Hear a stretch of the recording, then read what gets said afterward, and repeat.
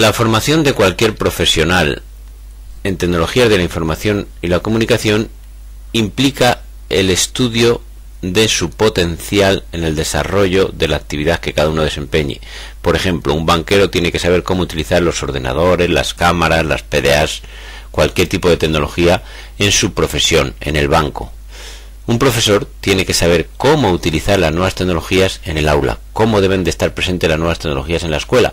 Y ya hemos dicho que tienen que estar presentes tanto como recursos didácticos para facilitar los procesos de enseñanza-aprendizaje, como en su aspecto de materia de estudio, asignatura, es decir, como objeto de estudio. En este tema vamos a analizar lo que sería la alfabetización digital. La alfabetización digital, que no es sino la preparación para vivir en la sociedad digital, o la preparación para vivir en un determinado modelo de sociedad que, como ya hemos dicho también, debe conocer el profesor o el maestro. La alfabetización digital, el tema que nos ocupa, por lo tanto, deberá tener en cuenta el modelo social en el que estamos y el modelo social que pretendemos transformar para conseguir una sociedad ideal. La sociedad digital, la sociedad de la información en la que nos movemos, tiene unas determinadas características en gran parte debidas a la presencia de las TIC. Las TIC y la conexión de todos los países, de todos los continentes, ha permitido lo que se llama globalización. Globalización que va muy unida a lo que sería una mezcla de culturas. Esta mezcla de culturas tendríamos que conseguir que llegase a ser un interculturalismo, más que multiculturalismo, donde se compartan y se respeten distintas creencias y distintas costumbres. En esta sociedad de la información se convierte en mercancía, en algo válido, en gran parte debido a que el neoliberalismo considera el beneficio económico como el máximo valor. El neoliberalismo o el capitalismo son las características socioeconómicas más importantes de nuestra sociedad actual. Una característica también que habrá que tener en cuenta es la interacción en el ciberespacio, como muchas de las transacciones económicas y de las relaciones interpersonales, y por lo tanto también las relaciones interpersonales con fines didácticos educativos, se producen no solo en el mundo real, sino también en el virtual. Bien, en este modelo social las nuevas tecnologías han sufrido una transformación que todos conocemos. De los tradicionales medios audiovisuales, la telemática o teléfono y la informática, que se consideraban de forma separada, de considerar separadamente esas tres áreas, hemos pasado a lo que hoy se conoce como el mundo de multimedia. Ya no existe por un lado el teléfono, por otro los medios audiovisuales, la televisión, y por otro el mundo de la informática o del ordenador. Ahora todo llega a integrarse en lo que suele ser un dispositivo móvil, o lo que normalmente se conoce como teléfono móvil. ¿Qué características, vamos a señalar tres de ellas, tiene este nuevo modelo tecnológico, sobre todo para la enseñanza, para el mundo de la educación? ¿Qué implica todo esto? Lo primero que podemos decir, que aumenta la cantidad de información y la velocidad de procesamiento y distribución de esa información. Ya la información no es un bien válido per se. Lo que se necesita ahora es saber manejar la información, saber buscar, saber seleccionar, saber valorar. Información se tiene más de la que se necesita. Aumentan cada vez más las prestaciones de los distintos dispositivos, la velocidad de funcionamiento de los ordenadores, de procesamiento de la información. Esto permite trabajar con imagen en movimiento, trabajar con grandes cantidades de datos que circulan por las redes, y esto es decisivo a la hora de trabajar en enseñanza y aprendizaje con documentos multimedia y audiovisuales. Otra característica básica sería que la nueva configuración mediática nos permite una distribución más discriminada. Ya no hay grandes audiencias como en los medios de comunicación tradicionales, que podría ser la televisión. Se dirigen más los mensajes a determinados grupos. La recepción suele ser no en un aparato grande en una pantalla grande, en un aparato de televisión, sino en aparatos pequeños y con participación del receptor, participación en la medida que puedes elegir dónde vas. La información se distribuye de una forma más individualizada, por lo tanto, y se discrimina en las audiencias.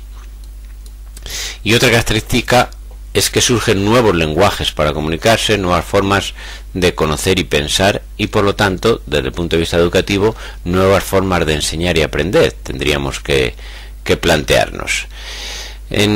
Respecto a esto último, nuevos lenguajes para comunicarse, observamos que los cambios básicos se han venido produciendo en tres aspectos: en cuanto al código, en cuanto al soporte y en cuanto al diseño. En cuanto al código, vemos que del predominante código verbal estamos pasando a un predominio cada vez más del lenguaje audiovisual y visual, de la imagen. En cuanto al soporte, podríamos decir que del papel impreso permanente se pasa a la pantalla, que suele ser más volátil si no es en un soporte grabado, y en cualquier caso la recepción de un documento audiovisual no permite tan fácilmente la vuelta atrás en un soporte permanente como el papel. Y en cuanto a la lectura que se hace normalmente, vemos que se pasa de la lectura lineal propia del texto, de izquierda a derecha y de arriba a abajo, a lo que sería una lectura más ramificada o hipermedia, dando saltos, que es el tipo de navegación clásico de las páginas web, ¿no? Donde la información ya no se diseña para un procesamiento lineal, sino que se distribuye la información en pequeños nodos, y el recorrido que haga cada individuo puede ser diferente al que hace el de al lado. Bien, podríamos decir, por tanto, que es necesaria, en este modelo de sociedad con estos cambios, se hace necesaria una nueva alfabetización, que aquí podemos llamar alfabetización múltiple o multimedia. Una alfabetización que incluya la alfabetización verbal, la alfabetización audiovisual, la alfabetización matemática, la alfabetización emocional, cualquier tipo de alfabetización, de ahí que la llamemos alfabetización múltiple. Esa alfabetización, en muchos casos, se confunde con lo que sería el estudio de los medios, de la tecnología. Se confunde con lo que podríamos llamar aquí una alfabetización puramente instrumental, que es el manejo de los ordenadores, el manejo de los PDA, de los teléfonos móviles, de las nuevas televisiones, de las plataformas de emisión digital. Es una concepción errónea que está afectando al mundo de la enseñanza. En el mundo de la enseñanza habría que centrarse bastante más en lo que es la alfabetización crítico-reflexiva, una serie de saberes más relacionados con la reflexión sobre el mundo en que nos movemos, sobre la sociedad de la información, sobre la trascendencia y la importancia y la relevancia de los nuevos medios y las nuevas formas de comunicarse, que sobre el uso, el manejo de determinados dispositivos, de determinados programas. Parte de esa alfabetización, sobre todo de la crítico-reflexiva, nos corresponde a la educación formal. Y esa alfabetización digital que corresponde a la educación formal supone la integración curricular de las nuevas tecnologías, supone la consideración de las nuevas tecnologías como recurso didáctico y como objeto de estudio.